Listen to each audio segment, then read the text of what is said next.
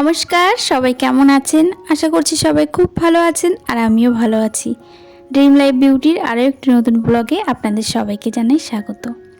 এখন বাজে ওই সকাল 11:30। এখন থেকেই আজকের ব্লগটা আপনাদেরকে সঙ্গে নিয়ে শুরু করছি। আশা রাখছি আজকের ব্লগটাও আপনাদের কাছে খুব ভালো লাগবে। রান্নাঘর থেকে আজকের ব্লগটা শুরু করলাম। আর এখন দুপুরে রান্না করব, তারই তোড়জোড় চলছে।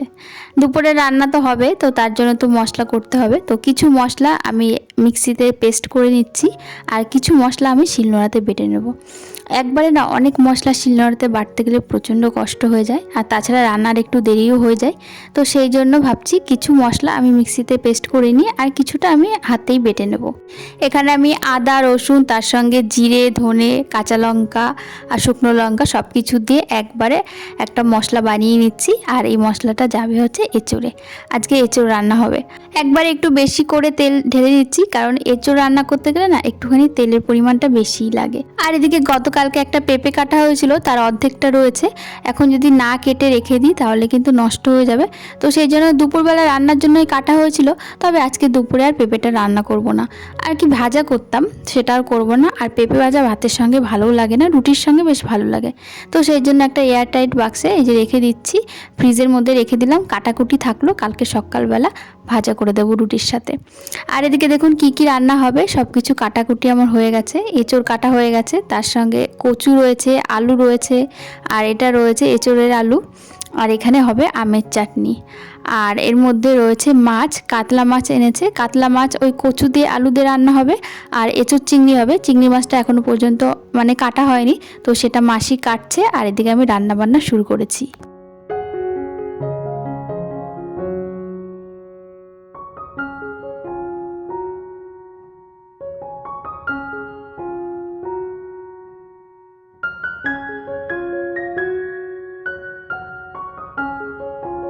এদিকে আমি এঁচড়গুলো ভালো করে ধুয়ে নিয়েছি। ওগুলো আগে থেকে কেটে জলের মধ্যে অনেকক্ষণ ভিজিয়ে রেখেছিলাম, যাতে কষটা তাড়াতাড়ি করে চলে যায়।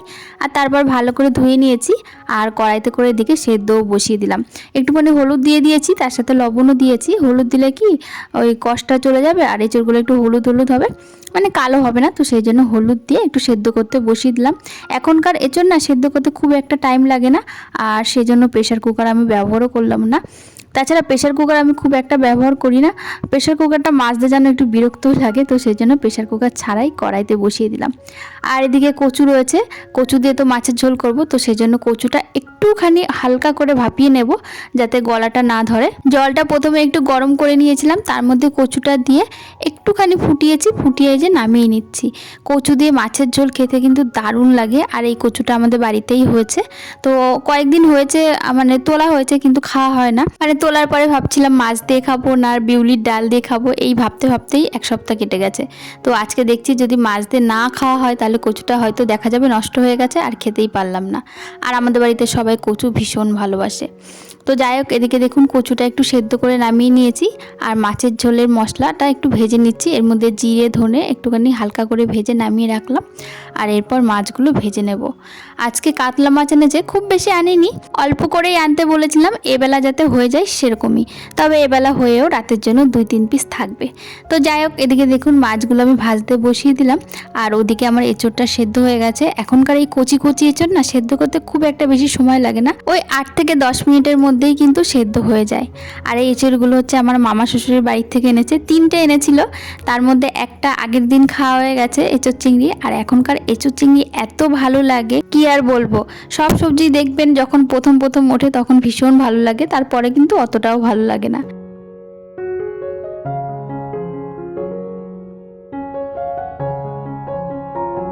মাছের ঝোলের জন্য এখানে আমি মশলা করে নিচ্ছি। এখানে লঙ্কা বেটে নিচ্ছি, তার সঙ্গে অল্প করে আদা আর অল্প করে রসুন দেব। আর যে মশলাটা সবার প্রথমে ভেজে নামিয়ে রেখেছি জিরে আর ধনে, ওইটা নামানোর আগে দিয়ে দেব। তো এদিকে দেখুন মাছগুলো ভেজে নিয়েছি। আর 2 পিস মাছ ছোটদার জন্য আর আমার ছেলের জন্য একটু কড়া করে ভেজে রেখেছি, ওরা মাছ ভাজা খাবে।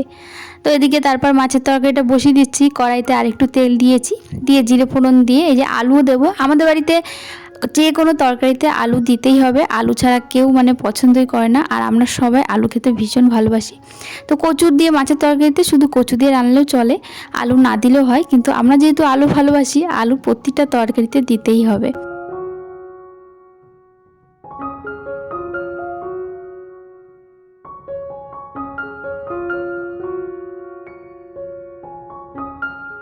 এখানে ভালো করে মশলাটা আমার কষানো হয়ে গেছে। এরপর পরিমাণ মতো জল দিয়ে দিলাম। জল দিয়ে একটু ঢাকা দিয়ে রাখবো, তারপর যখন ঝোলটা ফুটে যাবে তারপর মাছগুলো দিয়ে দেবো। কচু দিয়ে মাছের ঝোল যে এত ভালো লাগে খেতে কি বলবো। আমার বাপের বাড়িতে যে কচুগুলো হয় সেই কচুগুলো ভীষণ ভালো, একদম মোমের মতন গলে যায়। কিন্তু এখানে বাজার থেকে মাঝে মাঝে কচু কিনে নিয়ে আসে, সেই কচুগুলো অতটাও গলে না। কিন্তু আজকে যে বাড়ি থেকে ওঠানো যে কচু দিয়ে রান্না করলাম, এই কচুটাও খুব ভালো ছিল। তো এদিকে দেখুন মাছের ঝোল আমার প্রায় হয়েই এসেছে। মাছগুলো দিয়ে দিয়েছি, দিয়ে আর একটুখানি ঢাকা দিয়ে রাখবো। আর এরপরে যে মশলাটা বেটে রেখেছি সেই মশলাটা দিয়ে দেবো। আর এদিকে দেখুন চিংড়ি মাছটা ভেজে নেব। ওদিকে আমি আলু এঁচোড় দুটোই ভেজে নিয়েছি, এবার চিংড়ি মাছগুলো ভেজে নেব। আমি দুটো কড়াইতে রান্না বসিয়েছি, তো ওইদিকে যদি এঁচোড়টা তারপরে চিংড়ি মাছগুলো ভেজে রেডি করে রাখি তাহলে কিন্তু রান্নাটা আমার একটু তাড়াতাড়ি হয়ে যাবে।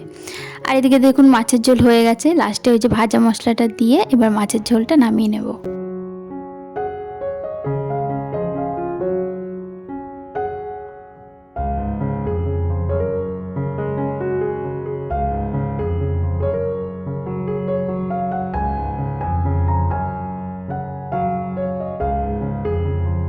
মাছের ঝোল নামানোর পরে এদিকে এঁচোড়ের মশলাটা কষিয়ে নিচ্ছি।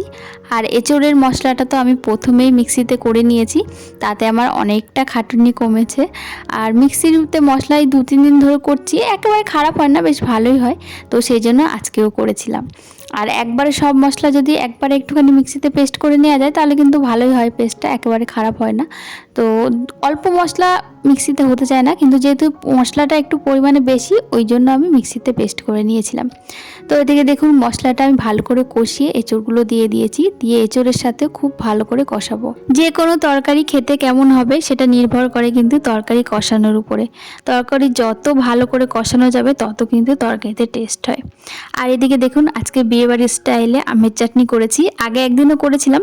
তো ছেলের ভীষণ পছন্দ হয়েছে, আমাদের সবারই ভীষণ পছন্দ হয়েছে। তো সেই জন্য ছেলে আম আনার সঙ্গে সঙ্গে আজকে আগেই বলেছে আগের দিনের মতন চাটনি করবে। তো সেই মতো সেরকমভাবেই চাটনি করেছি।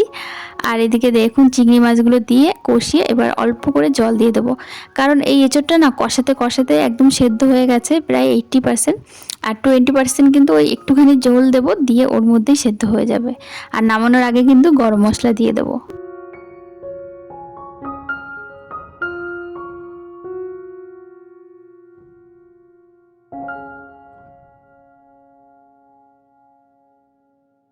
আমাদের গৃহিণীদের কিন্তু ওই সকালবেলা ঘুম থেকে উঠে ওই যে রান্নাঘরে ঢুকতে হয়, তারপর সারাটা দিন কিন্তু রান্নাঘরে কেটে যায়। রান্না বান্না তো অনেক থাকে, শুধু রান্না বান্না তো না, রান্না বান্না করতে গেলে তার কেটে কুটে গুছিয়ে নেওয়া বাটা সমস্ত কিছু করতে করতে কিন্তু অনেকটা সময় লাগে। আর হিসেব করে দেখতে গেলে বেশিরভাগ সময়টা রান্নাঘরেই কেটে যায়। তো যাই হোক এদিকে দেখুন কিশমিশটা প্যাকেটের মধ্যে ছিল, কিছুটা কিশমিশ দিয়েছি চাটনিতে, আর বাদ বাকিটা একটা কৌটোর মধ্যে ভরে রাখলাম। আর এদিকে আমার রান্না বান্নাও হয়ে গেছে, এখানে এঁচোড় তো নামিয়ে নিয়েছি। আর কি কি রান্না করেছি চলুন আজকে আপনাদের সঙ্গে শেয়ার করি ফাইনাল লুকটা। আর আজকে রান্না দিয়ে শুরু করেছিলাম ব্লগটা, আবার রান্না দিয়ে শেষ করলাম। আজকের ব্লগটা এখানেই শেষ করছি। আজকের ব্লগটা আপনাদের কাছে কেমন লাগলো অবশ্যই কমেন্টের মাধ্যমে জানাবেন। যদি ভালো লাগে একটা লাইক করে দেবেন, আর আমার চ্যানেলে নতুন বন্ধু হলে অবশ্যই চ্যানেলটি সাবস্ক্রাইব করে আমার পাশে থাকবেন। তো এখানে রয়েছে কচু দিয়ে মাছের ঝোল, আর এখানে চাটনি, ওদিকে দুটো মাছ ভাজা রেখেছি, আর এঁচোড় তো আপনাদেরকে দেখালামই। তো চলুন টাটা।